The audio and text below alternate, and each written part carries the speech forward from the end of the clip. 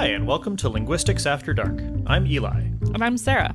If you've got a question about language and you want experts to answer it without having done any research whatsoever, we're your podcast. Settle in, grab a snack or a drink, and enjoy. Hey, Sarah, how's it going? Not too bad. How are you? I am exhausted. We've been moving into a new house, and we have one box left. One box. We spent all of yesterday just like cleaning everything out and moving stuff out, giving things away to the local Buy Nothing group, and there's been one box lurking in the corner. I was on the phone with my sister earlier today, and I was like, we got the last box out, and then Sadia was like, we did not look in the corner. There it is. Alas. We pulled the carpet up in our living room recently and discovered really nice floors under there, but also... Hey, congrats. Thank you. For anyone who has never done that before, carpets are held in with really sharp tacks and staples. And I think all of the injuries on my hands have oh no, healed up. They were minor. How much blood did you lose? Very little. But I did just find a staple last night, like 2 weeks afterward. And I was like, oh, that's just been hanging out there. That's cool. On the floor. On right? the floor. In the floor. Not in you. Not okay, in me. Cool. In the floor, yeah. I will say, we used movers and we used packers, and we saved for packers, and it's the best thing in the world. If you are moving and you can afford packers, like, look, I'm a Bears fan. This is the only time in my life that I will recommend the Packers. And the moving company that we used was great, which, I guess if you're in the Boston area and you want a moving company recommendation, get in touch. But shall we learn a language thing? We should, but first you should tell me what you're drinking. Oh, yes, of course. So I'm drinking the Farm Floor cider. It's a nice dry cider. It's from somewhere around here. We have a grocery store. It's a farm stand nearby that I basically just... They have a bunch of good cider and beer, and so often I will just go in and be like, that looks cool, and get one. I think this is from New York? Yes. By Graft Cider in Newburgh, New York. Cool. It's quite good. How about you? I have the last of a variety pack of Down East cider, so this one is blueberry. And we're going to see if we can get the pop. It's not very carbonated, so not as good. All right, well, cider day. And cider day and ways to make words. Is that what we're talking about? Yeah, ways to make words. So there's like a whole lot of ways to make words. The official term for this is derivation, which is like taking a word and then making it into basically a totally different word, deriving a new word from it. You want to contrast this with inflection, which doesn't really make a new word. So inflection is like when you conjugate a verb to be for a person or a number or a tense or something like that, or when you make a noun plural.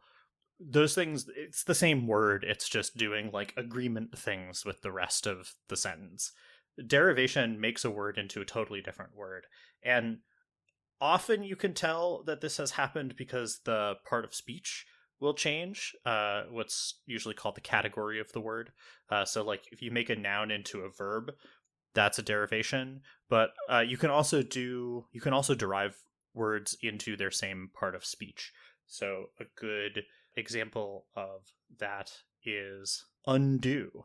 So you take the verb do and you stick an un on the front of it, and that's undo, which is also a verb. And that's definitely a brand new word, as opposed to if you just say does. Yes, so does means the same thing as do. Undo means the opposite of do. It does. Well, it doesn't actually. It means to perform the reverse of the thing that you just did. That's true. So undo, un plus do, is an example of a kind of derivation called affixation. And I think we've talked about affixes. Affix is just a word that includes like suffix, prefix, infix, which is when you stick something in the middle of a word, and circumfix, which is the opposite of an infix. It's when you stick two things on either side of a word. That one we don't do in English very much. / ever. We don't. And actually, I don't think that we have any circumfixes in English. Get in the comments, let us know if we have that wrong. We do have one infix, but I will get to that in a moment. So affixes are things like un, re, ish, quasi-phobia-ism-esque. And the cool thing about these is that I think out of all of the things, all of the ways to derive words that we're going to talk about today, they're really wuggable. Wuggable, the official term is productive, but we love the term wuggable. We have previously established that as one of our official stances, is morphological productivity is a dumb term and wuggable is clearly the better option. Yes, exactly. So one of the cool things about these is that they're really wuggable. You can use them in nonce forms. So there are established words that are derived using affixes, but they're also really easy to make up a word that you need on the spot. You can say that something is Hemingway-esque, which is a nonce form, as opposed to Kafka-esque, which is a much more established word. They also are really prone to getting more of them being created, right? So it's very easy to coin an affix. Some of the ones that I have encountered recently are -core for there's a lot of music genres that have core as a suffix, or -punk, so coming from stuff like steampunk, diesel punk, solar punk, that kind of thing. -vania, so there is a video game genre called Metroidvania, and Metroidvania itself is a blend, which we'll get to in a second, comes from Metroid plus Castlevania, but then you also see other genres that are something Vania, or something like, where you have roguelikes and souls-likes, meaning games that are like the game Rogue or Dark Souls or that kind of thing. Another one is -gate, which comes from Watergate, which means a scandal, and so you can take something and stick gate on the end of it, and then it's a word for a scandal of some kind. That's got to be such a trip for people learning English, because you look at a thing like Pizzagate, and you're like, a fence made of pizza, a fence for pizza, pizza behind a fence, what is happening? And then you're like, no, this is actually a really famous political scandal involving a pizza company. Yeah, I mean, I think that this stuff happens a lot in a bunch of different languages. Nothing is coming to mind right now, but there are a number of Japanese, I don't think that they'd be affixes, I think they'd technically be clips and blends, where you have this kind of three-step thing to understand what's going on.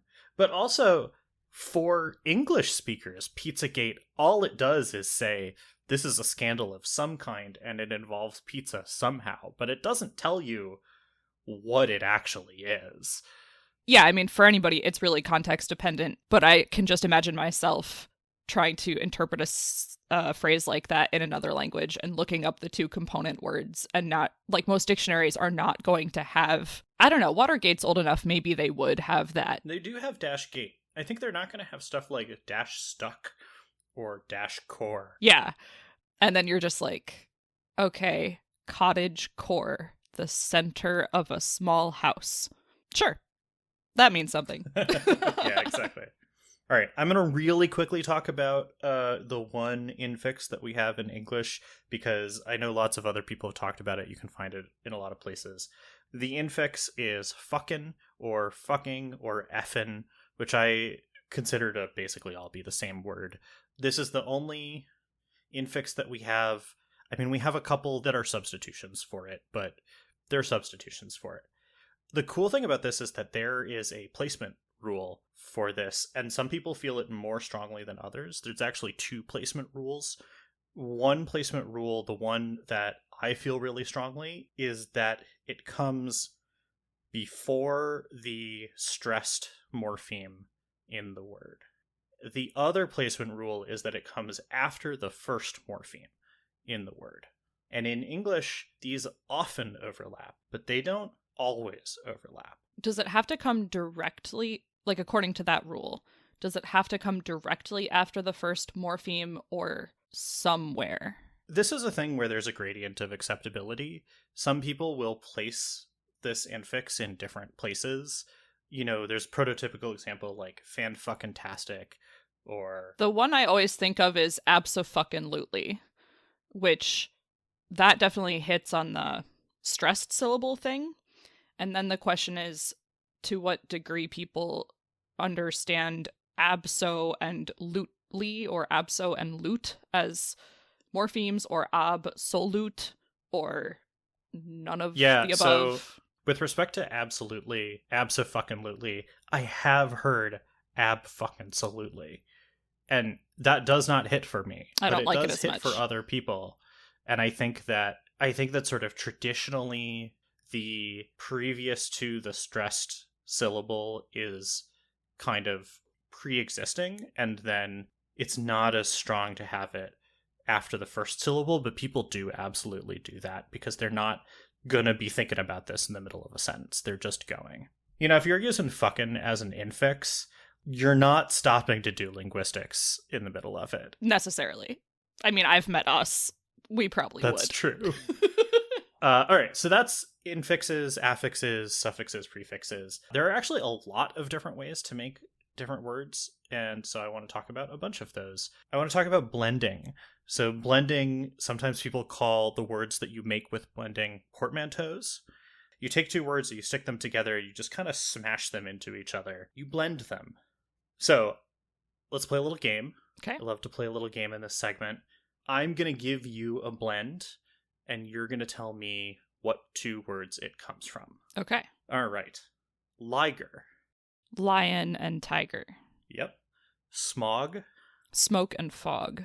Yeah, and I think smog is probably the word that is most usually used when you're trying to say, oh, here are words that are blends. Yeah. I remember learning that smog was a blend, and I didn't know that until I was in high school because it was so well established in the lexicon that I thought that it was just another word. How about Eurasia? Europe and Asia.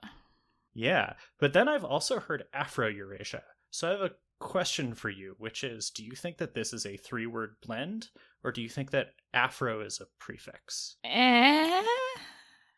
My question is, does anybody care? And of course the answer is yes, someone cares, but I'm not that person. Yeah, so I have heard some folks be pretty particular about Afrofuturism versus other ways to construct words that are similarly sounding as a book genre. And so I think there's an argument here where Afro is an affix in that context, but I think that in Afro-Eurasia, it probably is a blend. Yeah, I would say that in general, I assume Afro is a prefix. And I guess my question is to what extent it actually makes a difference in the meaning or function of Afro-Eurasia, whether it is a prefix or a full-on blend. And I don't have enough experience to have an opinion on that, I guess. And I don't think that it makes a difference with respect to meaning, but I do think that it's interesting that it's very clear that we're trying to do the same thing here to say, hey, geographically, these are probably one land mass, or they should be considered as one land mass, or that kind of thing. But even within that word, we've got two different derivation strategies going on. Yeah. All right, how about watermelon? Is that a blend, or is that a compound of just water and melon? You've got me. Watermelon is a compound of water and melon. Okay. All right, how about infotainment? Info, which is a shortening of information, and entertainment. Yep. And cosplay? Do you know this one? Costume roleplay? Costume play? It's just costume play, but yeah. And that's a Japanese loanword right there. Nice. How about Paralympics? Paralyzed Olympics. Yeah, so this is an interesting one. So originally it was paraplegic Olympics. Paraplegic makes more sense, actually. And now it is parallel Olympics. That's so cool. So they backformed from, well, they didn't backform, they sort of backronymed? Not really. Because parallel, I would have to look it up and I'm not going to, but I don't think that parallel and paraplegic are actually cognate. Or if they are, it's more distant, but that just works out really conveniently. Yeah, it does. I think the para bits are probably the same. Probably. I just can't decide what the lel part of parallel would be. And one of the rules I try to stick to pretty closely is that if you're going to pull something off as an affix, what you leave behind has to be a reasonable morpheme on its own. So I'd have to go look that up. So that's a really interesting thing to say. How do you feel about cranberries? Okay, so yeah. Or raspberries or crayfish. Right. So that doesn't always work, especially within a language itself. But yeah, That was a terrible answer to that question. Yeah, but I mean, I think it's like, it goes to, there's always these edge cases. There's always this kind of thing. The other thing is like cranberry. Yeah, cran doesn't mean anything other than the kind of berry that a cranberry is. But then you get like drinks that are flavored as cran orange. Right. So it's not a meaningful morpheme outside that context, but it is still a morpheme you can work with. Similarly, I think with raspberry, like rasp in that word doesn't mean rasp. It just means that kind of berry. Yeah, exactly. All right. So that's blending. Blending is pretty straightforward. We've also got clipping. So clipping is taking part of a word out. People usually think about clipping in terms of shortening a word, but you can shorten it from like either end. So a lot of nicknames happen this way. You know, you get like Rob or Theo or Jen. Especially nonce nicknames often really happen in English by shortening somebody's name. But there are all kinds of words. Ad for advertisement, phone for telephone, bot for robot. There's shoot for parachute, and then specs for spectacles. So parachute, the front comes off it. Specs, the back comes off it. And then one that I thought was very interesting, I never realized this was a clip, but ma'am is a clip. It's madam without the middle syllable, right? Or the middle. Exactly. Sound. And then you can also go the other way where you only take out the middle. We will, how do you do, fellow kids, here for a moment. But Riz is a big deal right now, which I found out is short for charisma. And I got really mad about that for a second because I was like, why are you shortening words out of the middle syllable? And then the person I was talking to, I no longer remember who that was, but they came back instantly with, well, flu is short for influenza. And I was like, okay, fine, you win. Words are wild. I love it. Yeah. I do remember we had the Rona for a while for coronavirus. And then corona off of coronavirus is also a clip. There's also a genre of words that are clipped and then compounded. So words like sitcom or sci-fi or infosec or parsec. Okay, so that's clipping. Another one that you see a lot are acronyms. So you get acronyms that get common enough that people turn them into words. So you've got stuff like scuba and radar and sonar and laser. You've also got things like AIDS and FBI, which you say out loud each letter separately, but it still is a word. One of my favorite acronyms, which I have to say here, is UTC. Do you know about UTC? I feel like I should, but now I don't. So UTC is like the time without any daylight savings time or any time zones applied to it. Universal time thing. So in English, it stands for Coordinated Universal Time. And in French, it stands for the French version of that, which is Coordinated Universal or whatever that is. Sorry, goodbye to all of our French listeners. Yeah. And what happened was the ISO, the International Standards Organization, was like, look, we have two languages and they're going to fight over what the acronym is. So we're making it UTC, which doesn't correspond to either language. That's fantastic. There. We took it away from both of you. That's amazing. Also, a word that is an acronym is okay. Yeah, I was looking this one up recently. I don't remember why. So okay comes from a short-lived fad for misspelling things, and it comes from all correct, OLLKO, whatever. But again, we say it on the podcast all the time. Any other cute little acronym story is probably not correct. So posh is not an acronym, tip is not an acronym, fuck is not an acronym.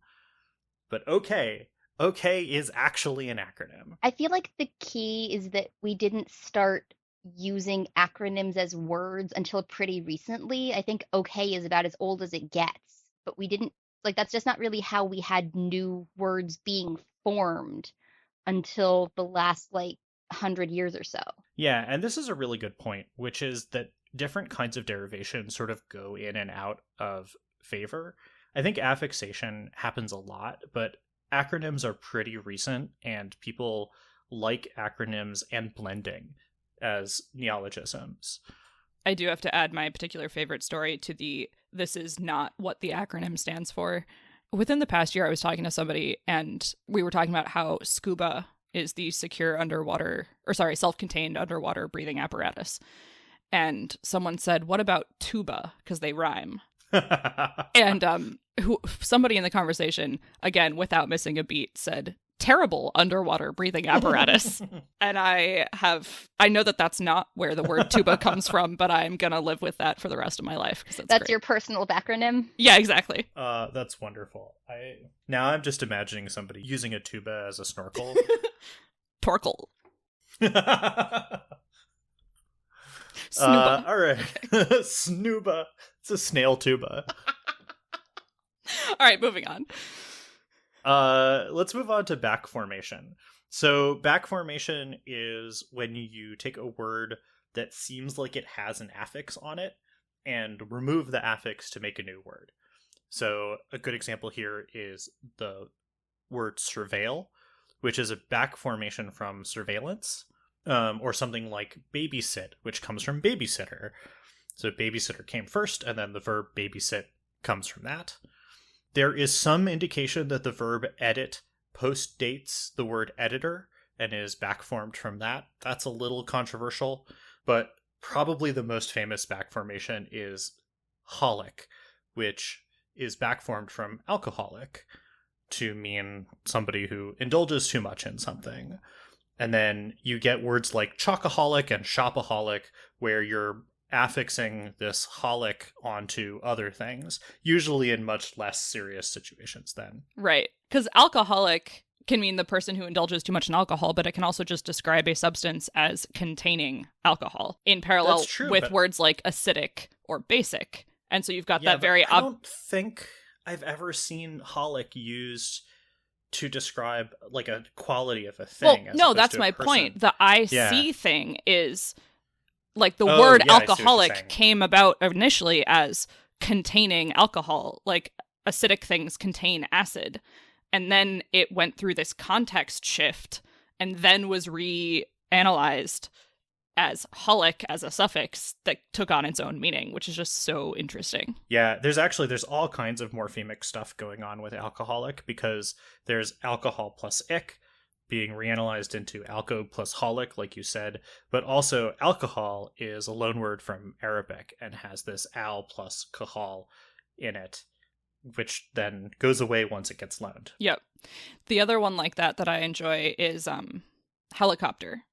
Oh yeah, helicopter's great. Because we frequently clip it down to copter, right? But it's not a helicopter. It's a helico. Pater, and the pater is the same as in like pterodactyl for wing, and then helix or spinning.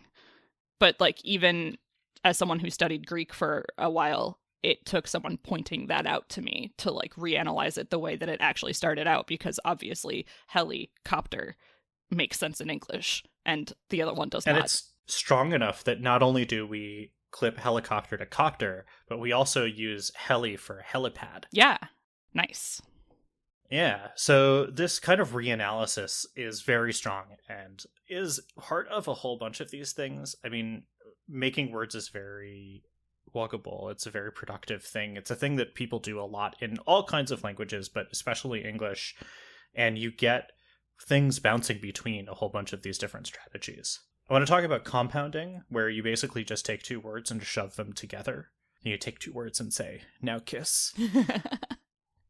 So compounds, when you get two words or you get multiple words into a compound, they are all one unit. So they can't really be broken up. They can be analyzed, but, you know, a lot of times you'll see sort of the prototypical English teacher being like, okay, here you have chili dog, which is a compound. And chili is acting as an adjective for dog or a modifier for dog. And it's not.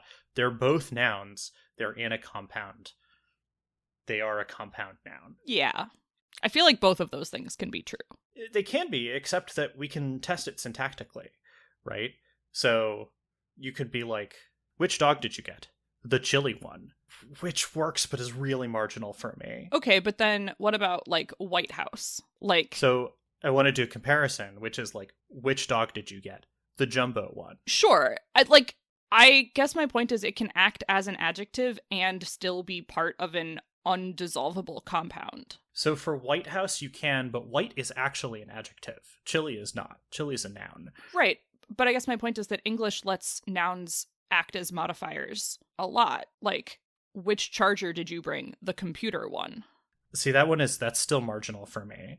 I think there may be some cases where you get nouns that zero derive into adjectives, but I still think that they'd be syntactically separable. And I think there's a bunch of these where it's questionable whether they're actually syntactically separable. Okay, I want to dive into this more later, but I'm so intrigued. All right. It's rare we have an actual disagreement on the podcast. I know. I love this. Also, I want to point out, I feel like the, which dog did you get? The chili one actually works fine for me if the context is that you're both standing in front of, a fancy hot dog stand.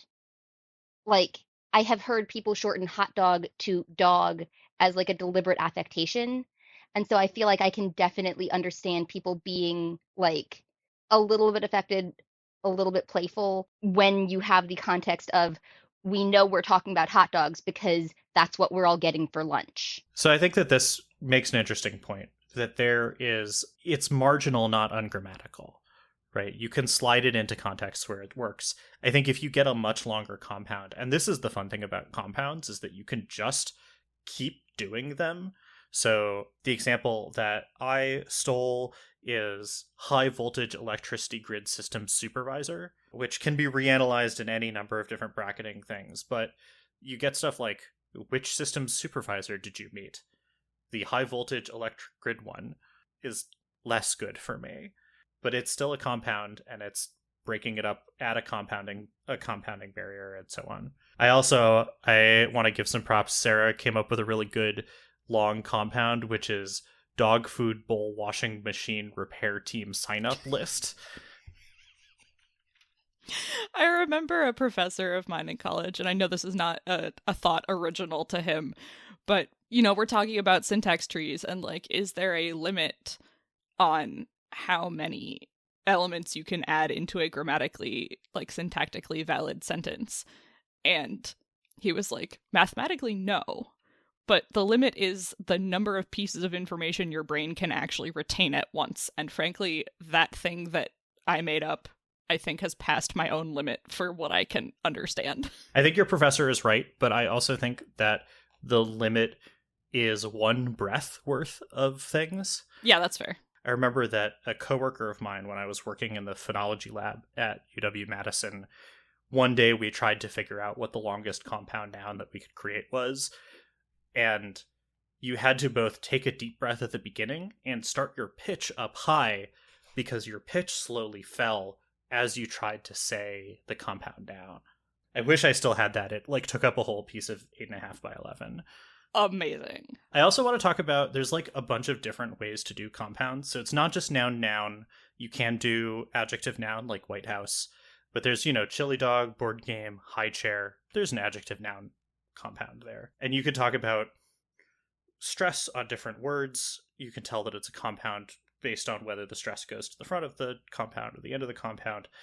There's also a cool class of compounds in English, like pickpocket and scarecrow, where you have verb noun, where what's happening is that the noun is being verbed. Yeah, and that's so interesting because most of our compounds, like a chili dog is a type of hot dog, and a board game is a type of game, but a pickpocket is not a type of pocket, and a scarecrow is not a type of crow. Yeah, and there's a word for this. My brain just supplied endothermic and exothermic, but that's not correct. These are endocentric and exocentric, where endocentric compounds, the head of the compound actually describes the kind of thing that it is, and exocentric, the head of the compound does not describe the kind of thing it is. Or you could also say there is no head to the compound. So pickpocket and scarecrow, but also things like lazy bones, interestingly, is syntactically singular. True. Okay. So another way that you make new words is through folk etymology or reanalysis. So this happens when you take a word from another language, or maybe it's one part of the word is from a really old part of English and it gets reanalyzed, or there is a story about what it actually is because you've turned it into English words that are not actually the thing it is. So a good example of this is like cockroach, which comes from the Spanish cucaracha. They are not, I mean, I guess they're roaches, but they have nothing to do with chickens. Or witch hazel, which comes from Wicca hazel, meaning like weak hazel or like a bendy hazel tree. Or another one of these is werewolf. So that's like a really old English word for human, right? Yeah, exactly. So where is I'm going to get this wrong. I'm trying to remember if it's human or man. That's the thing. It's human, but it was where man, and then you had, because that was the word for man, and then you had weefman, which was woman. Right, and then exactly. that's why woman has man in it, is because it is weefman, but we lost the F sound. And then where man just lost the whole first syllable. So they were both originally like compound words, I guess, but man meant human, and then we lost the part that meant male. Yeah, this is what I was trying to remember. Yeah, so you have were for werewolf, but now it's been reanalyzed into like person who changes into a thing. So you get like werebear, or I don't know, werebird, weresnake. Which, on the one hand, it is a reanalysis. On the other hand, it's still person. And like werewolf is a person wolf. Well, it was a man wolf. That's the thing, right? It's the part that meant man, not the part that meant person or human. Okay, but did werewolf, when it was first a word, mean a male wolf? Or did it mean a male person wolf? That bit I don't remember. I would put forward it doesn't matter. Because if you grabbed a person off the street and you were like, what does the were in werewolf mean? They wouldn't say either person or male. What they say is person who changes into something. For sure. It's definitely not just person. It's like specifically the shapeshifter bit. Right. Like a were tree is not a person tree. It's a person who changes into a tree when the full moon comes around. Which reminds me, I want to say this is from the D&D is for Nerds podcast, but it was definitely one of the D&D shows I listened to where the DM is giving some like background story, and he's like, so you approach a warehouse, and genuinely with no irony whatsoever, one of the players was like, a warehouse? Like it turns into a house? And everyone else is like, dude, like a warehouse where you store stuff. And he's like, oh, right. And he had just completely forgotten about the morpheme where, as in wares, goods and services. And was just like, only transformation. Somewhere out there is fanfic. Yes. About the warehouse. So this reanalysis is a thing that is interesting because it takes time, and sometimes things that are known to be sort of errors will become like real words. So there's a whole genre of things out there called eggcorns, which are basically phonological reanalyses of words where people will say a thing and it's quote unquote wrong, but it is what their analysis of the thing is. So eggcorn is an example of this. This is a mishearing of acorn, but they think, oh, it's like hard like corn and is shaped kind of like an egg. Maybe it's eggcorn, right? Or my old stomping grounds or chomping at the bit are two eggcorns, where the original versions of the phrases are champing at the bit and my old stamping grounds. And part of that is because champ and stamp are not really used too often anymore. Stomp and chomp are much more common. Are those pairs of words otherwise synonymous? Like, because you can stamp down or stomp down, and that's like a similar action, just maybe with a different tool? I don't actually... Yeah, I mean, I think that's one of the reasons why they get reanalyzed this way. But I think you can think of an eggcorn as sort of a transitional thing here. Definitely. Where those may become actual words that became that way through this folk etymology or reanalysis. Interesting. Because now that I think about it, I don't actually know that I've heard champ as a verb except in the phrase champing at the bit. Yeah, I think it's pretty old-fashioned. Does it mean to chew on something, or does it mean something else entirely? You know, to be honest, I don't know off the top of my head. The only piece of information that I have about that phrase is that that's the quote-unquote correct way to say that phrase. Cool. All right, well, we'll stick that in the show notes. Yeah. All right, and we've got one last way to make words, and this is, for English, it's the big one, which is zero derivation. So this is called zero derivation because you derive words without doing anything to them. That's where the zero comes from. Some people think of this as adding an affix that is not pronounced. So, like, if you take a noun and you make it into a verb, you add a verb-making affix that is zero. It's not pronounced at all. Great example of this is beer me, aka take a beer and hand it or throw it to me. You're taking the noun beer, turning it into a verb. The verb means deliver a beer unto me. Nice. Sarah, you pointed out the fly and fly ball, which I hadn't thought of, but is clearly a zero derivation of here is a flying ball that now fly is definitely a noun here.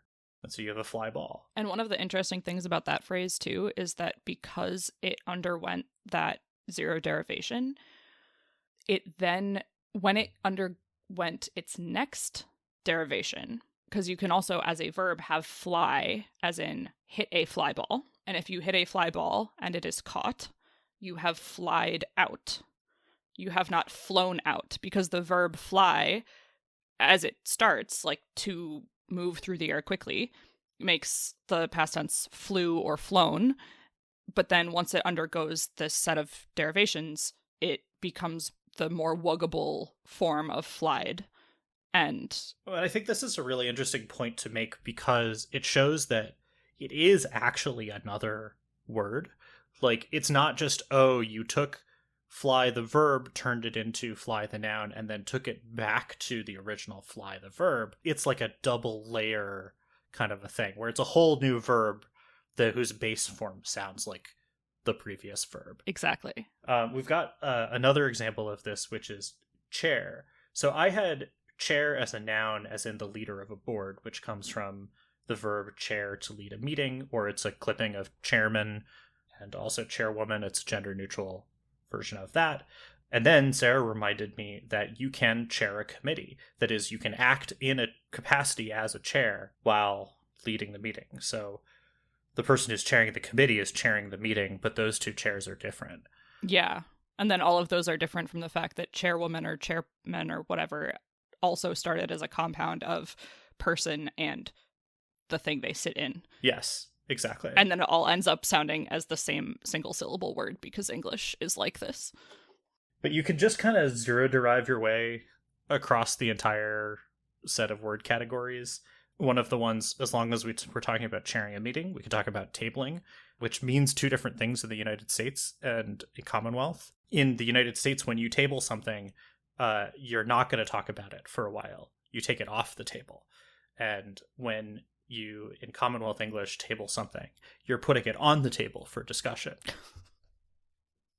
I'm sure that's never caused any confusion. No, never at all.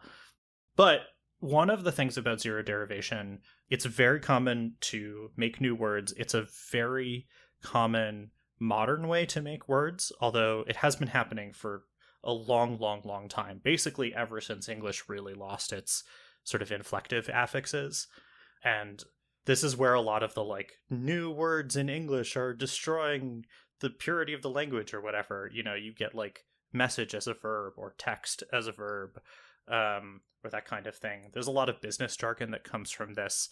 And I will say that one of my few language pet peeves, one of my words that I really hate and try to avoid, comes from zero derivation. And that is ask as a noun. The word request is right there. But even then, I have to admit that ask is different. It means a different thing, and it can be used in different contexts. You can receive asks from somebody, and those are not requests to do something, but they are sort of checklists of qualities that something needs to have, that kind of thing. I don't know why that particular one, it's my one linguist allowed English pet peeve. So if you find another one later, does that mean you have to, like, let them duke it out and then you'll pick which one to be actually upset about anymore? I feel like this has probably happened to me several times, actually. Do you have like a one linguist approved pet peeve? I don't know. Dealing with zero derivation? I definitely have one. I'm not sure I would say it's like my big issue or whatever. But first of all, I am apparently one of the most popular people in the county I live in to serve on a jury. I have never actually served on one yet, but I have gotten a jury You've been summons. summoned a lot. Well, apparently what I've been is summonsed a lot. No. And I just, again, I'm like, look, I'm here for zero derivation. I get that a summons is what you get, and so you have been summoned if you got that thing. But also, a summons is just the noun of the verb summon. So, like, why did you do this? This seems really unnecessarily complicated, but I suppose see also the judicial system. But yeah. I mean, I guess there's like a very thin, like, you've gotten summoned to jury duty, but the way that you got summoned was by being summoned. Right. And I'm like, did we really need that level of detail? Like, I see what you're saying, but did anyone need that? And I would say that they don't. But also, I'm not in charge of writing up all of the official paperwork for that nonsense. So here we are. So that is a very deep dive into all of the different ways that you can derive new words from old words. You will start hearing these all over the place when you are listening. You'll hear blends and clips, and you'll really start hearing zero derivation. And you might even hear some like reanalysis or that kind of thing.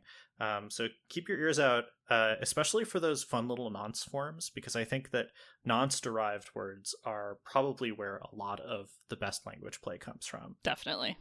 All right. Well, thank you so much, Eli. That was super fun. Why don't we move on to some real language questions submitted by real listeners? If you would like to send us a question, please email it in text to questions@linguisticsafterdark.com, or you can send us an audio recording of you speaking your question aloud, which is super handy for phonology and accent questions, or hit us up on all of the usual social media locations. All right. So Gladriels asks via Slack, is it possible to have a different accent in your speaking voice versus your inner monologue voice on a regular basis? When I'm tired, mine just throws from one accent to another, even ones I can't make my mouth do, but my brain knows the sounds of. And we had a couple other people on the Slack mentioned that they have something similar. I mean, I guess I would say it's possible if you have...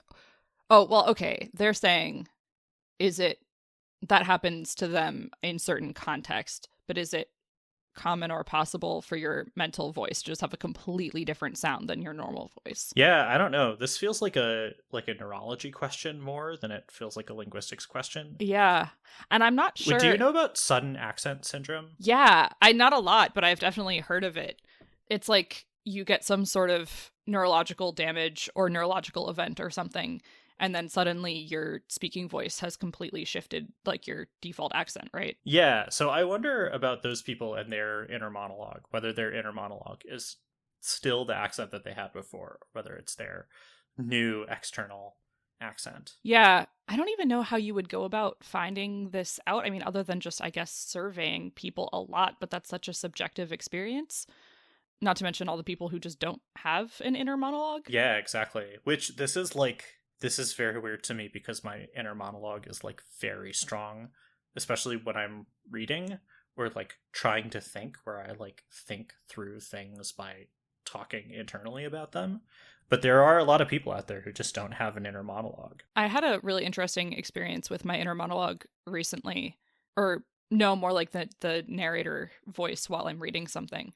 So this comes in two parts. One is that when I was a child and we would go on road trips, we usually got audiobooks to listen to in the car. And basically the one thing that my whole family could agree to listen to was Harry Potter. And so even once we'd all read all of the books, we would just re-listen to those because it was like, yeah, sure, neutral common ground we could agree on. And the narrator for those books is a guy called Jim Dale, who I absolutely love. And I don't do it so much anymore, but there was definitely a point at which I could, on demand, read in his voice in my head. And I would occasionally do that when I wanted to check the quality of some writing. Like, does it sound good if Jim Dale says it? It's probably well written. I love that. And recently I've been listening to the Raven Boys series, or the Raven Cycle, by Maggie Stiefvater. Great set of books, by the way. Excellent set Highly of books. recommended. Yeah. And there's some really interesting language play. There's a lot of really interesting language play that goes on in there, especially if you actually know any Latin. And I used to know the name of the narrator for that one, and I've now forgotten. He's also really excellent. And even more than Jim Dale, he does this incredible character acting for a lot of the different characters. And so I've been listening to those for a while, and then I was reading in print a completely unrelated story. And all of a sudden, one of the characters in the print story said something particularly snarky, and my brain read it in the Ronan Lynch voice of that narrator. And I was like, what just happened? Also because the two characters in question are actually nothing at all alike. And I was like, brain, what are you doing? But Also, this isn't linguistics. I looked it up. I think it's Will Patton. that's right. His name is Will Patton. He also had a occasionally recurring part on the TV show Numbers, which I loved in high school. Oh, Numbers was a great show. So he played that like LA local cop who was like trying to deal with all of the gang wars and stuff. And I went back and rewatched Numbers at one point after I had first listened to the Raven Boys, and I was like, oh my god, it's the voice of Henrietta, but it's a LA cop. What is happening? And then found out that it's the same guy. Hey, the more you know. So yeah, I assume it's possible. I mean, sure, yeah. I think, like you've said, and I have heard of people who have different narrator voices in their head. They have different... I mean, I think when I think in my head in a different language, I have a different voice or accent, but also when I speak out loud in a different language, I think my voice quality changes. So, I don't know.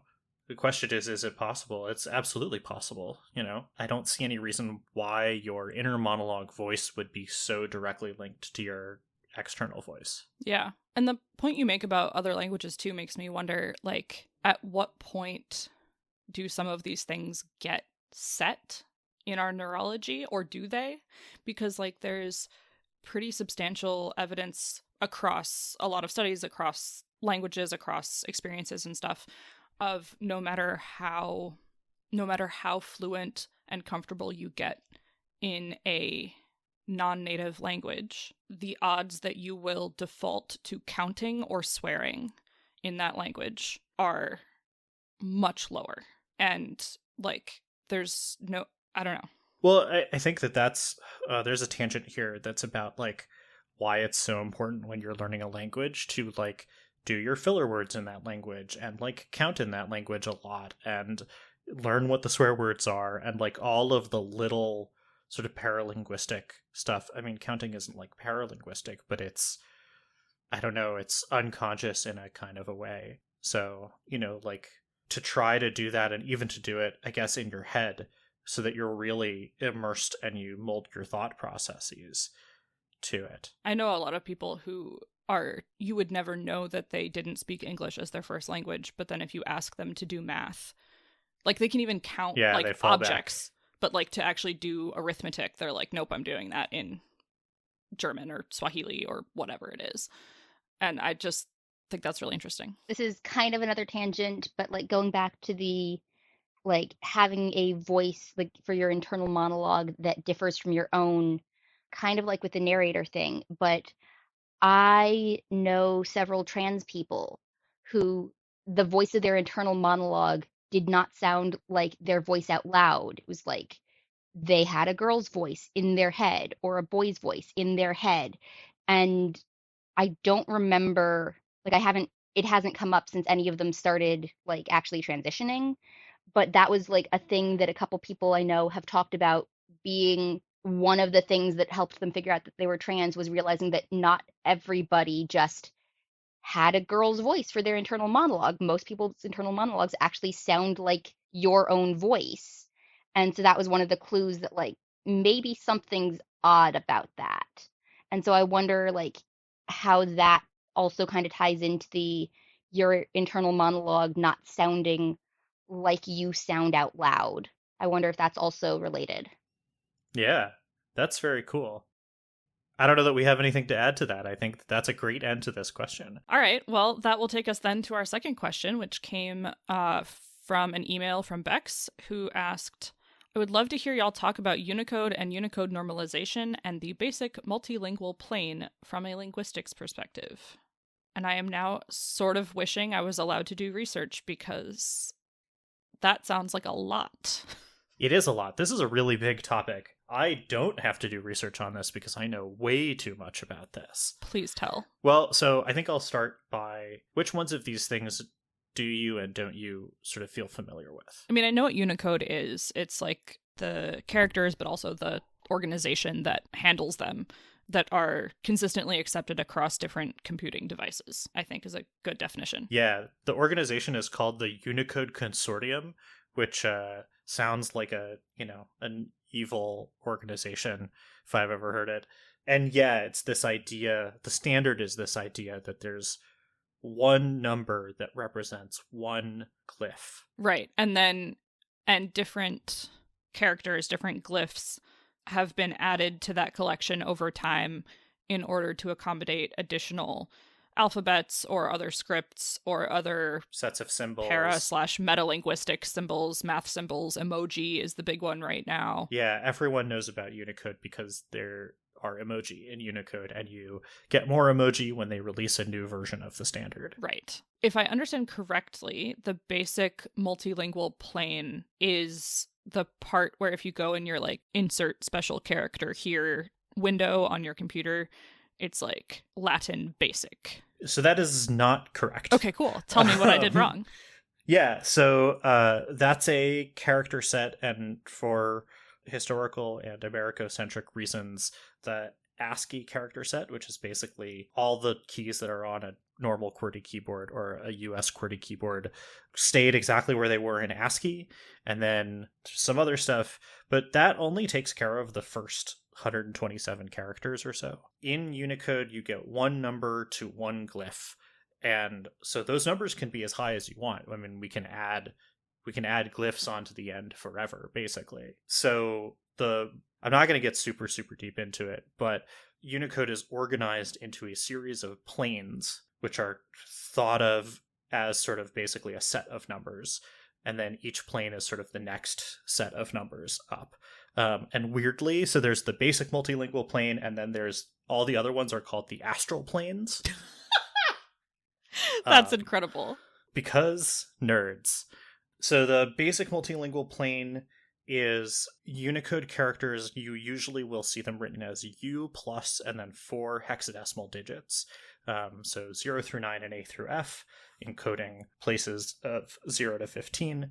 And if I remember correctly, the basic multilingual plane is everything from 0000 to FFFF. So there's nothing that prevents us from assigning a character to number, I guess it would be 10001, right, with five hex digits in it. But there's sort of like this idea, because the first Unicode standard sort of thought like, oh, these 4 digits will kind of be most of what we'll need. Like, yes, we'll build it to be extensibly, but like this is where our first kind of mark in the sand is 4 Unicode digits. That's where we'll be okay. And so that's the basic multilingual plane. Basically every character that you think of is in there. There's a bunch of stuff that is higher. I think a lot of the Chinese, Japanese, Korean, unified, kanji, whatever stuff is up in the astral planes, and you either can just mark that directly, depending on your encoding, or if you only have access to the basic multilingual plane, there's a whole section of what they call surrogate markers that you could put together in various combinations to be interpreted as characters from the astral planes in a not straightforward way that is not worth going into. Is that why documents written in those Asian languages that get saved poorly then turn into like basic multilingual gobbledygook? Sometimes. Okay. Also, a lot of those documents often got saved in previous encodings that are not a Unicode encoding, and we don't have time to go deeply into various Unicode encodings because this is only an hour-long podcast. But, for example, there is an encoding for Japanese characters called Shift JIS, which just like ASCII was like, okay, we're going to put all the Latin characters and the punctuation that we use most in the smaller numbers. Shift.js was like, we're going to take all the Japanese characters and put them in the smaller numbers.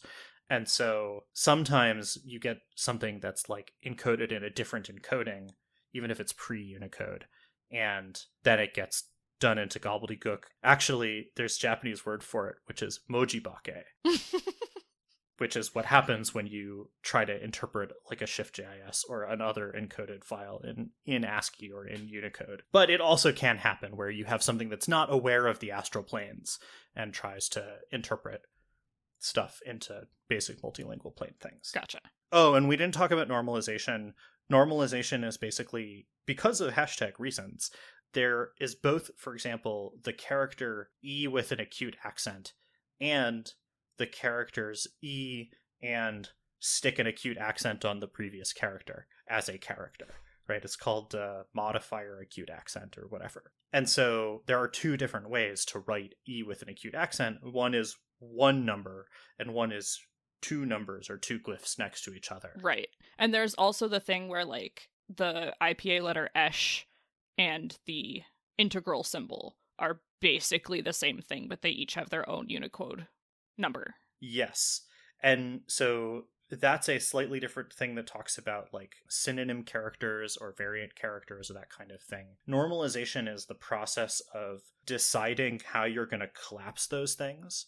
So some versions of normalization sort of say, we'll compose everything we can. So you, at the other end, you only get the E with accent single character. Some of them say, we're going to stretch everything out. So a single E with an accent character goes in and it turns it into E and then a modifier, an accent modifier. Sometimes they collapse variants. So you can have normalization algorithm that says like, fuck the integral symbol, we're just using ashes, like all of that. So there's not one kind of normalization, although the Unicode Consortium publishes a couple of useful normalization algorithms, basically. So then also, what's the benefit of that type of normalization if we have all those characters already anyway? Because if you have a username that has an accent in it, or if you have a last name that has an accent in it, and you type in to search for that username or you try to log in, if it's typed as one character E with an accent, but it's stored as E and then a second character that's modifier, then you're not going to get a hit because computers are just comparing the numbers. And so it's useful to be able to, for example, normalize before you store and then normalize your input before you search against it so that you have sort of ground truth for everything. So the user, either who writes the original data or who is searching or inputting new data, can type it either way. But the idea is that the machine is able to, on the back end, say, oh, actually, people usually use these two characters synonymously, and we should look for both of them in some sort of way. Or collapse them down to a certain way so that you get the most number of hits. Okay. Yeah, exactly. So, granted, the programmer has to be smart enough to put that in there. It doesn't happen automatically. Of course. But also, you don't want to do it by rote because there's different uses for these different things. Sure. Sometimes you want to use this kind of normalization. Sometimes you want to use that kind of normalization. So from a linguistics perspective, first of all, Unicode is great because now we have all of the things that we need to write all of the weird characters that we use and also represent the languages that we're studying and all of that stuff. I am of the era where you had to use fonts from SIL, the Summer Institute of Linguistics, in order to access characters in the IPA, and it wasn't guaranteed. I'm also right on the tail end of things like people using capital letters in phonetics transcriptions to represent, like a capital S to represent an esh, and that kind of thing. And so now you don't have to. Basically every font, I mean, not every font, but like all the fonts that come with your computer are basically going to be Unicode aware and that kind of thing. And they're not just going to be like, I don't have that character, here's a diamond with a question mark in it. The normalization thing is interesting from a linguistics perspective. I think it's mostly about searching, or mostly about making sure that the corpora that we have are useful. Because I think also, I mean, Sarah, you sort of hit on it earlier where we've got stuff like we've got a lot of IPA symbols that look like other symbols, and you want to make sure that that's usable and that's searchable and it's, interpretable, especially if you're running some kind of statistics or you're, trying to do a corpus search or something like that. Yeah, I've run into this a couple times recently. Obviously, I hadn't thought about it in quite these terms, but in Latin, there's basically one diacritic that we use. It's the macron, or the long mark over the vowel. But depending on the level of the text, sometimes they're included and sometimes they're not, and sometimes some of them are included, and it's like a whole thing. And different teachers and different editors and different writers hold to different, basically their personal standard of which diacritics they think are useful. And even myself as a single person, like, sometimes I use them consistently and sometimes I don't. And then I go searching through my files and I'm like, I swear we read this story. Where is the document about it? And it turns out that I had actually used the accents that day, and so it didn't show up right. And also, like, when I give my kids vocab quizzes, I have learned to build into the answer key both the pre-combined E with long mark and letter E appended long mark after the fact, because depending on which keyboard you use and which whatever, it would mark it incorrect if they chose a different version of the Unicode character than I did. Yeah, and a lot of times you don't know which one you're typing unless you're being really particular about it. The way you can find out is if you backspace it, it will backspace the accent separately from the letter if they are post-combined. But, like, if you That is usually the case, yeah. But also, if you typed it right the first time and never hit backspace, then why would you know that? Exactly. There's another perspective here, which I don't know if it's so much of a linguistics perspective, although linguistics plays a part, and it may be more of a political perspective, in terms of we have this body, the Unicode Consortium, which is a number of people who work at tech companies. Recently, they have opened to linguistics consultants and that kind of thing, but the start of it was, how do we represent these characters on computers? And so it really was a tech-focused endeavor, talking about which scripts are going to get into Unicode, which ones rate being in Unicode, and if you have a new script, are the letters that are in that script already represented, and so you don't need a new area, or maybe we'll just add the ones that are specific to that, the idea of, like, we already have an ash, and so, here you go, use the ash. Oh, wait, no, but we think that it's a different letter than that, and trying to convince the consortium that, no, we do actually need a new glyph, even if it looks a lot like the previous ones. You can go and you can read all kinds of sort of groups of people or groups of language speakers who have said, like, who have been told, oh, this letter is already in Unicode, and their answer is, no, it's not. That letter's used for a different purpose. Ours is a different thing, and trying to combine this idea. There are languages that have scripts that are very close to each other, where they might consider a letter with a modifier to be its own letter, as opposed to something else. A good example of this is in Spanish. You have eye and re, che, which are double L, double R, and ch, which are letters in the alphabet.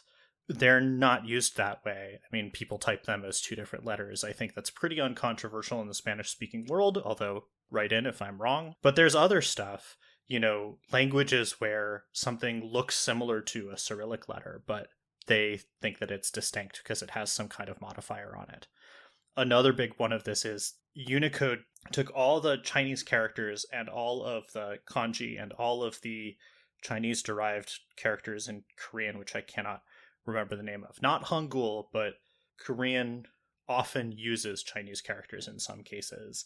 And just, they were like, these basically overlap. Let's save some space and put the ones that are pretty similar all on top of each other, even though they might be written differently in Chinese, in Japanese, and Korean. There are a number of these, and that's a really controversial decision. It's one that was made by Westerners and wasn't really made with the input of those language speakers. Was that the right thing to do? instead you might have 3 copies of what seems like are the same thing. But then again, there are lots of different capital letter A for all kinds of stuff, including things like bold capital A and that kind of thing.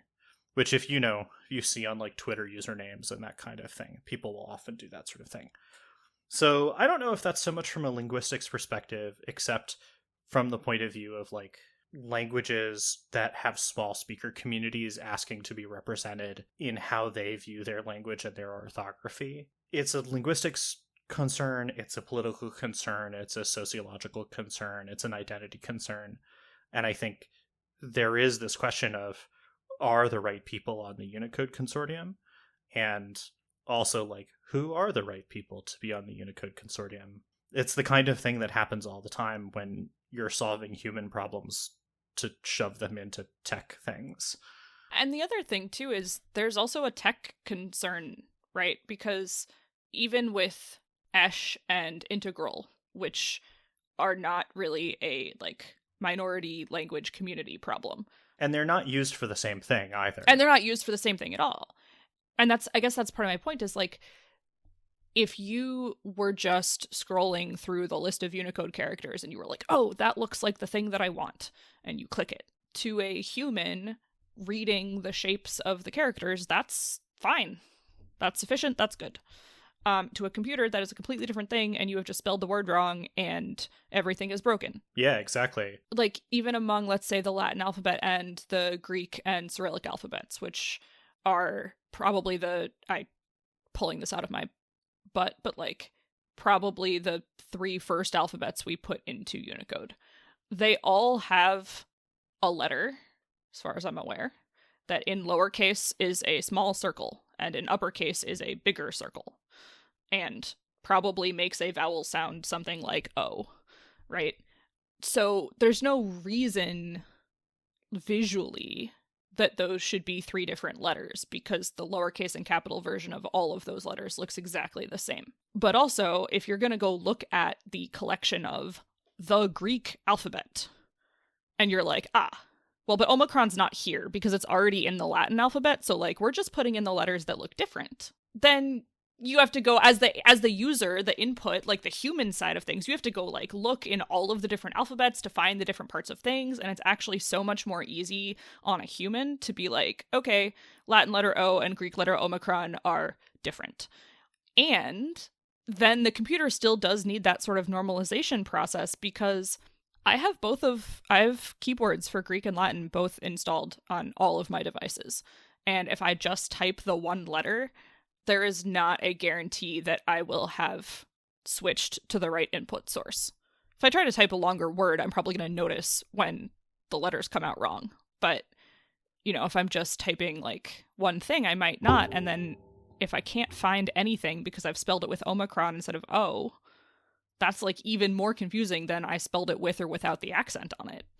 Yeah, there's a whole rabbit hole of all of this stuff. But I think what you've brought up illustrates the other side of these kinds of, like, new scripts that are being told, oh, we'll piecemeal you from the other stuff, which is, at the beginning, people just said, okay, well, we've got the Latin alphabet, let's chuck the whole Greek alphabet in there, let's chuck all of Cyrillic in there, and so on. Although, to be clear, Russian Cyrillic, because they've had to go back and add letters that are in other languages that use Cyrillic, but the alphabet isn't exactly the same. Similarly with, like, is it Danish that has ash, A with an umlaut and O with an umlaut? No, wait, which language is it that has those as 3 letters at the end of the... That sounds right. And I know Finnish has a lot of umlauts, but I don't think they have ash. Yeah. Oh, man. Or it's... Okay, well, anyway, we'll look it up and we'll put it in the show notes. Because they were in first, they got their whole alphabet, not piecemeal, put in. And so I think the sort of human aspect of, oh, I have to go find this, I'm just going to find the right one. A lot of times now when those are displayed, even if they're piecemeal from different things, you can have them displayed all in one place and in the right order. But it's not fair to those other language communities that they have to, like, piecemeal their things together, but, like, we just chucked the whole Greek alphabet in there, even though, like, alpha's the same, omicron's the same, right? Like, yeah, and for that matter, we also, when you think about fonts, like in a standard kind of Times New Roman appearance, a capital alpha and a capital A look the same. I don't actually know if that's true in handwriting. I don't actually know. I mean, for that matter, the lowercase of those two letters doesn't look at all I mean, it looks a little bit similar, but they're not identical. So are you going to say we have capital this letter with no name, but then we have a lowercase a and a lowercase alpha? Or like... Yeah, so these are questions that the Unicode Consortium tries to solve because they have to at some point. And they have some, I will say, I've been ragging on them a little bit, but they do have some really good ways of resolving these things. I think the thing is that it's never going to be perfect because these things are shifty and they're human and they have gradients, and that's just not a thing. Like, you have to figure out where the lines are. I think talking about it from a linguistics perspective, every language has to be treated on an equal plane, and I think you just see political inequities in the way that Unicode deals with some of these things. Yeah, and that's going to be the case probably forever because humans are like that. And there's because you can't change Unicode. Well, right. I mean, there's this added difficulty of everything. I mean, once Unicode became this international accepted standard, everything has been written in it. And so even if you decided to go back and really condense every single thing and actually just have capital first letter of a lot of alphabets, lowercase a, lowercase alpha situation, like, what happens to every document on the internet? Yeah, this is my point, is you can't. Yeah. And it's part of the standard that you can't. Once a letter has once a glyph has a number, it's in there for forever. Right. Right. And then what is the solution? So for these scripts that have been piecemealed together, like, what if you go and give them Omicron? And then you're like, so now everything you've written with Latin O instead of Omicron is still readable, but isn't the same thing as the things you're going to type in the future. And yeah, it's... Yeah. Ugh. And this can circle back to the normalization stuff, because there are some ways to sort of make a normalization algorithm that helps with that kind of thing. It is a bit of a mess, you know? I do not envy them having to handle that. Yeah, but it would be kind of cool to be on the Unicode Consortium. It'd be real cool. I just would need to quit all of my other jobs, probably. They're sort of like, well, so actually the cool thing about being on the Unicode Consortium is that you get paid by a company to do it. Like, it is your job. Like, if you are the, like, Microsoft representative on the consortium, like, yeah, you do stuff in other parts of your job, but, like, that is your job at Microsoft, is to, like, be their rep to the Unicode Consortium. Okay, that's pretty cool. It's really cool. I feel like the Unicode Consortium is like the cyber equivalent almost to the, like, if you're going to draw out a web of different shady organizations, we've got l'Académie, we've got the Unicode Consortium, and there's sort of like, here's the, like, old guard stuck up French, and then here's the, like, new, like, technologically cyborged, like, Unicode, like, Silicon Valley kind of thing over here. And then, I don't know, we're slowly building our map of linguistically related geopolitical organizations. Geopolitical shady organizations, yeah. Yeah, although I think, I'll go look, but I think that somebody pointed this out about 10 or 15 years ago, and they were like, hey, you're trying to solve, like, linguistics issues and you don't have any linguists. And being nerds and not, I don't know, stuck up French authors, they were like, maybe we should get a linguist on here. So I do think that they do at least have consultants, if not permanent members. That's encouraging. Yeah. You know, like everything in the tech industry, like, they've taken some small, obvious steps. Probably still need to put in the work. Yeah. All right. Shall we move on to question 3? I think we shall. Danny asks via email, I'm learning French and I'm really confused about the word chez. That's C-H-E-Z. It's supposedly a preposition, but it's used in a billion different contexts and also indicates possession. Also, when used with the word lui, as in chez lui, it seems like it's not a preposition anymore. Hold on, I'm gonna let you finish, but chez is a preposition? Is that right? Yeah. The fuck? I thought it meant like house. Okay. So it means at the house of. Oh, okay. Specific, but Specific. seems French. But yes, Latin has a word like this too, apud. And silly me, I was expecting it to sound like chez. Yeah, no, I have no idea if they're related in any way, but they both mean that thing in English.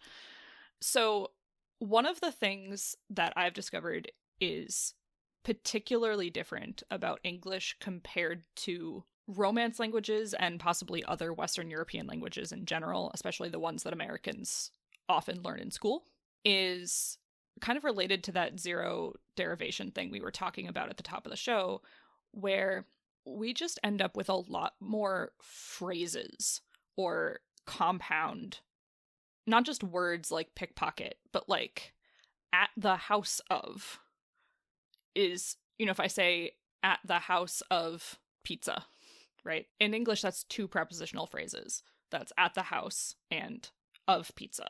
But the concept of at the house of is condensed into a single word in French and Latin. And on top of is often condensed into a single word in other languages. At the side of. And like we have ways to do these in single words in English, so you can say beside or next to or atop, upon. Above, upon, right?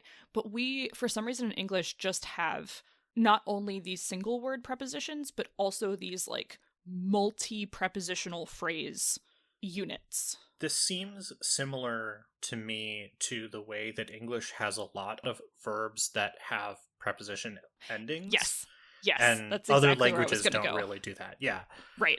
So English prepositions are often zero derived into adverbs. Yeah, that tracks. That's a little bit of a hot take in that I could not possibly cite you a source on that off the top of my head. But no, but that tracks, Right? You drive up the street or you climb up the ladder, but you can also just climb up. And a lot of Romance languages, and again, probably other European languages that I don't speak, incorporate those adverbs / prepositions into the bigger words, using bigger to mean things like nouns, verbs, and adjectives. Yeah, so you'll have a verb that means to go up. That's right. Different from the maybe etymologically related to go. Right. And in fact, I'm pretty sure French and definitely Latin includes those, or in many cases, includes those adverbs or prepositions into the word and still wants a preposition afterward. So not all the time, but a huge percentage of the time in Latin, you would say things like exit Mercutio stage left, right? If you were to use that type of phrasing in a full Latin sentence, exit Mercutio ex scaena, like Mercutio leaves ex scaena from the stage, even though X is already in the verb, you have to say it. He can't just leave the stage, accusative direct object. Yeah, that's true. A lot of times thinking about that kind of direct object often seems like there ought to be a preposition in there in English, or there is a preposition, but it's a preposition that's attached to the verb. It's a verb with a preposition rather than feeling like you sort of freely chose to use a prepositional phrase after the verb. Right. Or it's a situation where I find like in English, we often have the option.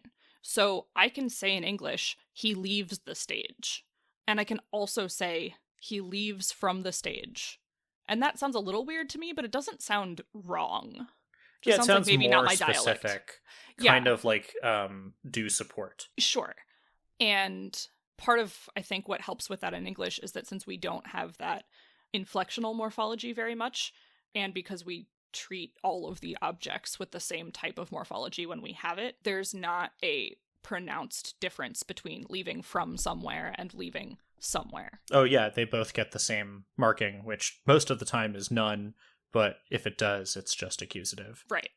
Right. And so I think what often with chez in French in particular, we're running into two different problems that you might have in picking up a second language, which is one, the part of speech just doesn't overlap as neatly as you would like it to. And two, this is a word this is one of those quote unquote untranslatable words, because we have the concept in English of something happening at somebody's house. We just don't have a singular word for it. And so it's weird to be like, to think about it that way. So for the phrase that Danny gave, chez lui means at his house or at her house. Lui is, I think, all of the genders. And it feels weird because usually when you think of a preposition, you're thinking of it directly relating to that object. And chez lui doesn't actually mean anything about the person Louis represents. Except it does, because it's about their house. At the house of them. Right, at the house of them, basically. And so, yeah, there's this weird thing where English doesn't handle that concept via one single preposition. And so it's weird to make that shift. Although I would say that English, you can in English just use at, and then you'd say like a preposition, right? So you'd be like, oh, that's happening at the Joneses, right? Or, oh, there's a party at Bob's tonight, and we can just use at, but you have the added context that if you just use a possessive, like a person with a possessive, that it's like where they live. Right. So instead of saying at the house of Bob, you're saying at Bob's house, and you're clipping off that last word. And that's fine. But it makes it feel a little bit different. But the other thing about chez is that it also happens in French in ways that we wouldn't translate it using at in English. So after work, when you're done at the office, you would rentrer chez vous. Like, I conjugated that terribly, but you would rentre, go home, chez vous, to your own house. And in English, we don't say, I go at my house. And again, that's just a situation where the specific prepositions that each language chooses to use with specific verbs or specific situations sometimes overlap really well and sometimes don't. And it's kind of arbitrary. This seems parallel to me to the way that different cases have different jobs in different languages. Yeah. And it's like the dative is usually going to be the indirect object. The accusative is usually going to be the direct object. But the dative sometimes has an additional job that might be used by another, or might be represented by another case in another language. And, exactly. Yeah. Yeah. And yeah, it's like sometimes I feel bad that all of my examples are always Latin, but like, I don't know. I don't know. I do with all my life. examples are all Japanese. Like, fair enough. I feel like all your examples are all Latin because that's what we get for talking about linguistics with a Latin teacher. Like, if we didn't want Latin examples, then we should find someone who doesn't teach Latin professionally. Like, that's kind of what we expect. No, you're right. You're right. but if we didn't want Latin examples, maybe we should be doing this podcast in a language that has actual case marking. I mean that too, yeah. But like I was talking not that long ago with some of my students about the fact that there are a number of words, not just prepositions, but verbs and adjectives that, as we say, take the dative in Latin, meaning they are going to relate to a noun and the noun that they relate to is going to be dative. And some of those are just kind of arbitrary, irregular things, like why do you approach something and the thing is dative? There's no reason for that. And you can like make up a reason for that, but the reality is that that just is how that word works. Right. And it turns out that a whole bunch of compound verbs, like if you put a preposition on a verb in Latin, the odds of it taking a dative instead of an accusative skyrocket. Why? Because humans. Because, right, exactly. Like there's no real reason.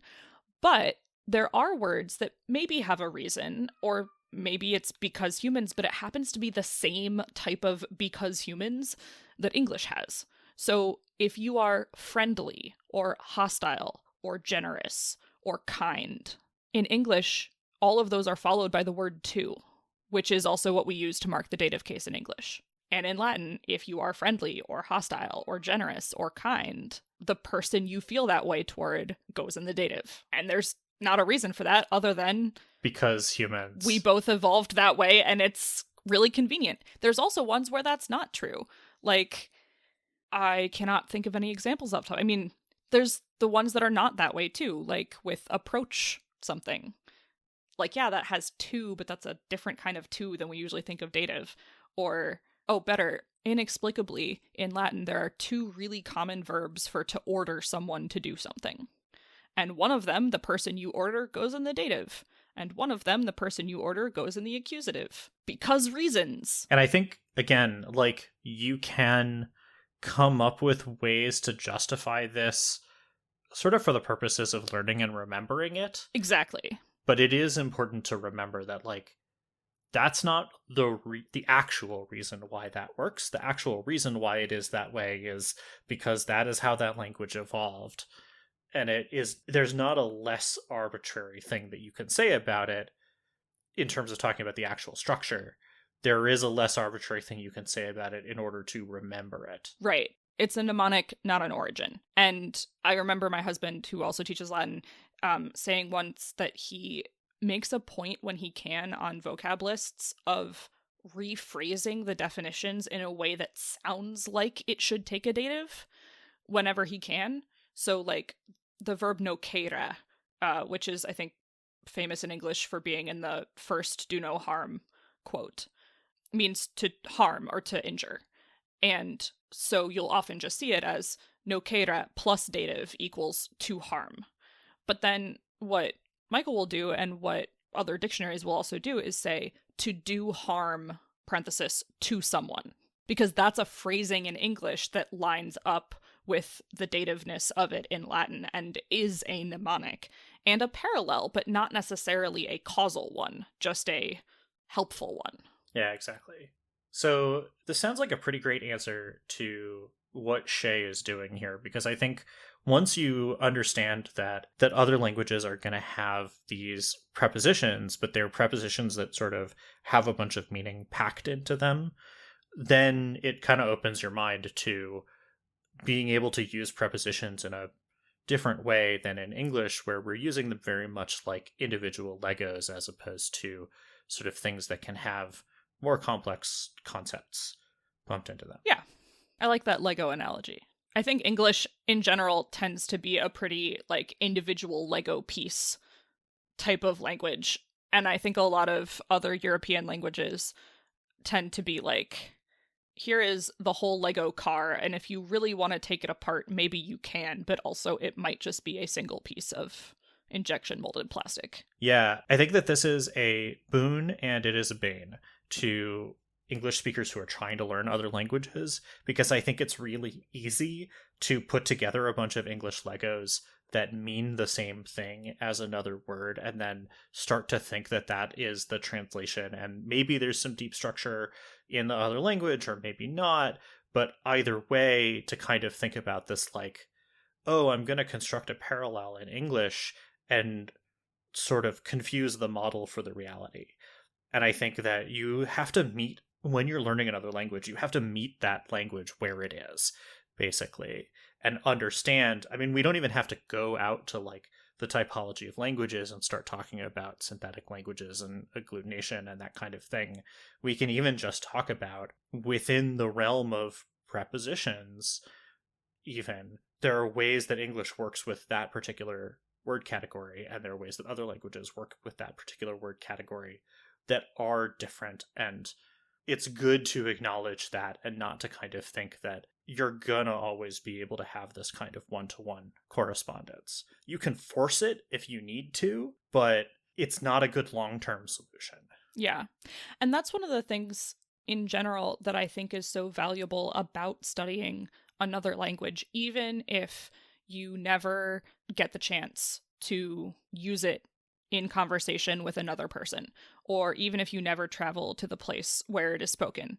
I mean, I spend most of my day, every day, working in a language that is not actually realistically used in active conversation. But not only do I get to read the texts from that language in the original and encounter the historical speakers and writers in that language on their own terms and all of the other wonderful benefits of studying Latin, But also, it makes me think about English in a different way, and it makes me think about words and language and communication in a different way. And I say this kind of flippantly to my student, not flippantly, but kind of like snarkily to my students sometimes when they complain about case endings or other parts of Latin that they find annoying or difficult because they are a native English speaker. But to a native Latin speaker, if they tried to learn English, they would have all of the same complaints in reverse. They would be like, where are your case endings? Case endings are so helpful. Why do you have 85 different prepositions that mean the same thing? Why do I have to learn so much vocabulary? And then on the flip side, personally, I think Latin prepositions are really straightforward because there's like 2 of them that have ambiguous meanings. The rest of them are all extremely cut and dry. In Greek, there are 3 non-nominative cases. There's accusative, dative, and genitive. And all of them can take prepositions, and half the prepositions can take all 3 cases, and the meaning of the preposition changes depending on whether you are peri a genitive thing, peri a dative thing, or peri an accusative thing. And that's about when I noped out of Greek, because why would you do that? And again, as an English speaker, I'm like, that's terrible. And as an ancient Greek speaker who would try to learn English, they would be like, no, but you could just have peri, and that could mean all 3 things. Why do you need above, on top of, atop, and upon? That's stupid. And it's like every language is going to balance that in different ways, and learning what choices are made in different languages, even if on a personal level you think some of them are dumb, opens your mind to the way that words and communication can work, which is what I think is so interesting. Yeah, and I think it's interesting that you're like, oh, that's when I noped out of Greek, because I think you're going to find, every person is going to find that they vibe with a different language differently, right? You're going to, if you get the opportunity to study a bunch of different languages, you'll find that you have an easier time vibing with some than with others, and some things may sort of click with you differently. And it's not necessarily that they are things that are like your current language. I think a lot of times when people say, like, how easy is it to learn another language? People think about, like, are the languages related? Are they syntactically similar? Are they, do they feel like each other in that way? But I think that from the languages that I've tried to learn, and I think from kind of what you're saying here, it's also about, like, what are the variances that your brain is willing to accept and willing to say, okay, this is in a different direction, and what are the ones that you're, like, going to have a really hard time with? I have a really hard time with conjugating verbs, and I don't have a really hard time with sort of circumlocutive ways of phrasing things. And that happens to be a thing that Japanese doesn't conjugate to number or person, but it does have a lot of circumlocutive ways of phrasing things. And, like, I'm fine with that. That's just grammar. All of it is grammar. But I'm fine with that. That's, like, syntax, and I can break it down. I have a really hard time, like, if I was going to try to learn French, I already know that the way that it's going to stymie me is, great, now I have to learn several tenses worth of conjugations again.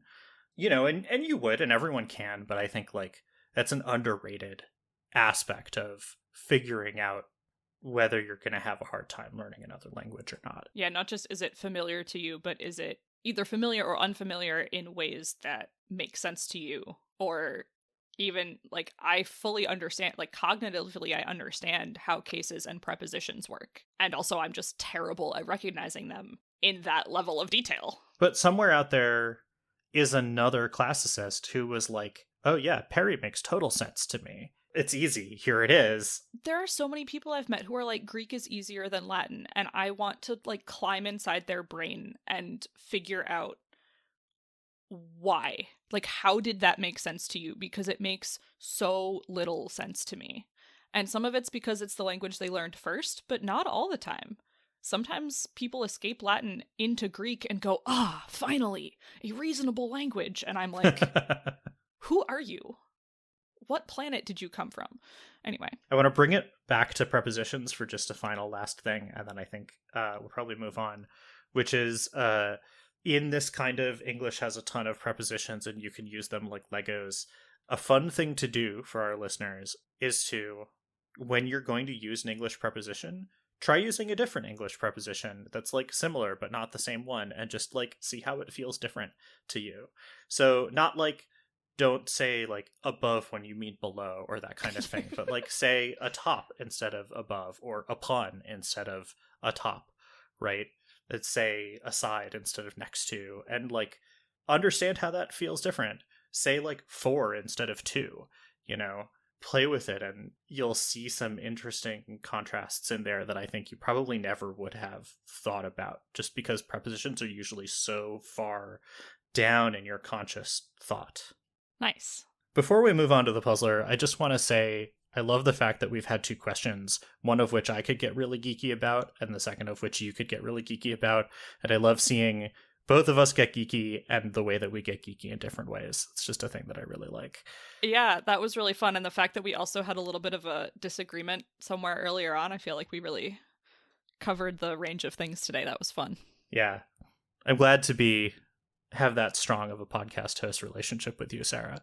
Yes, back at you. All right, tell us about last time's puzzler. Yeah, so last podcast, our puzzler was a cool little math one. Here it is. A farmer had a 40-pound stone, which he would use to weigh 40 pounds of feed. He had a balance scale, and he would put the stone on one side and pile the other side with feed, and when it balanced, that was it. A neighbor borrowed the stone, but when he returned it, the stone had broken into 4 pieces. But good news! Now, using the 4 pieces in combination, the farmer could actually weigh items of any integer weight from 1 pound to 40 pounds. So what were the weights of the 4 individual stones? All right, did you actually solve this one? I did, but it took me a bunch, which was trying to figure out, you know, you put weights on one side of the balance or the other side of the balance, and if you, like, for example, put a 1 pound weight on one side and a 3 pound weight on another side, then you can use the difference of them. So it's kind of like the 3-gallon bucket, 5-gallon bucket thing in that way. Yeah. And I started out, I was like, I'm guessing that the smallest stone is 1 pound. And then I was like, maybe that's not true. Maybe you can do it with 2 and 3 and still get 1. But then my friend that I was solving it with, we realized that you couldn't ever get 39 unless you had a stone that was 1. So that's as far as I got definitively. Then I was like, okay, so if there's 1, then the others have to add up to 39, which means maybe one of them is 13 because that's in the middle. And we just tried a whole bunch of different numbers and basically brute forced it. And I ran out of time. So I don't know the answer. So I had a bit of a hunch here, because I think if you were only allowed to put the weights on one side of the scale, the answer is base 2, or not base 2, but powers of 2, because you can use powers of 2 to make any number going up to whatever you need. You know, you could have 1, 2, 4, 8, 16. With those, you can make any number up to 31. And then for 32, you need a 32-pound weight, and so on. So I was like, is there a parallel thing where you can put it on opposite sides of the balance and kind of get it's almost negative thing? And then I was thinking about an advent of code problem from not 2023, but 2022, talking about a number system called balanced ternary, where the digits are not 0, 1, and 2 like you would expect in ternary, but -1, 0, and 1. Uh-huh. And you can use balanced ternary to make any number. And so then I just thought, okay, so what if it is 1, 3, 9, 27? And then I noticed that those added up to 40, and then I worked it out, and so that's how I got to it. That's so cool. So the answer is 1, 3, 9, and 27. Cool. Got there by a weird set of knowledge. Thank you, Eric Wastel, for making Advent of Code every year and helping me solve this particular puzzler. All right, do you want to tell us about this week's puzzler? Yeah, so this one comes to us courtesy of the UK intelligence agency GCHQ, which I used to know what that stands for, and I no longer care. But they're like the British equivalent of the CIA, kind of. And during the initial COVID shutdown in 2020, they posted 12 weeks of brain teasers in both family-friendly level and head-scratcher level, I think. So there's 24 puzzles on their website. That's a very cool thing for an intelligence agency to do. It is. I appreciate that about them. And I actually had not found it until recently, but I was like, I'm stealing one of these for our puzzlers. So today, our question is, given the following sequence of numbers, what comes next? 7, 8, 5, 5, 3, 4, 4. Something after that. Okay, so there's multiple 5s and there's multiple 4s, so it's not an ordering of things. Mm-hmm. My first hunch, but I can't find anything yet that does this, is that it's the number of letters in some kind of thing, but it's not 1, 2, 3, 4. Yep, and it's not the number of letters in 7. Yeah. Yeah. That's exactly where I went as well. Also, 4 is the only number that has the same number of letters in it. 4 is the magic number as the game goes. I don't know the answer to this yet, but I'm going to try to actually solve it before next recording. I really highly doubt that it's like add and subtract kind of a thing. It must be some sort of... It feels like it must be something related to like number of letters or, I don't know, a decimal expansion or something like that. I feel like it's got to be like a sequence of words. Like the words might be number related, but I feel like it's a word puzzle as much as a number one. I think so too. Yeah, but that 7 and 8 is like, those are some high caliber numbers if it's going to be like number of letters in a word. Yeah. So I will be really interested to see if we are correct about our hunch there, because we are either both like intuiting this really interestingly, even though we have no idea what's going on, or we're both completely off base. I mean, maybe it's just that, like, I've been listening to a lot of, like, audio escape room podcasts, and that's, like, the first thing I think of when I think of puzzling things, but, like... No, that's the same thing I thought of, and I haven't been listening to those, so we'll have to see if we're right. Yeah. So you don't know the answer to this yet? I do not. It's on their website, which means that if y'all want to go cheat and look it up, I cannot stop you, but I'm gonna try to solve it myself before I look up the answer. Yeah, very cool. So... that's it for this episode. Thanks for listening. Linguistics After Dark is produced by Emphasing Enterprises. Audio editing is done by Luca, question wrangling is done by Jenny, and show notes and transcriptions are a team effort. Our music is Covert Affair by Kevin MacLeod. Our show is entirely listener-supported. You can help us by visiting patreon.com/emphasing, EMFOZZING, and by telling your friends about us. Ratings on iTunes, Spotify, and other podcast services help as well. Every episode, we thank patrons and reviewers. Today, we want to say thanks to these awesome patrons: Benjamin, Callie, Brighton, Jason, Dre, and Max. Find all of our episodes and show notes online at linguisticsafterdark.com or on all your favorite podcast directories. And send those questions, text or audio, to questions@linguisticsafterdark.com. You can reach us on all the usual socials at LX80 Podcast. And until next time, if you weren't consciously aware of your tongue within your mouth, now you are.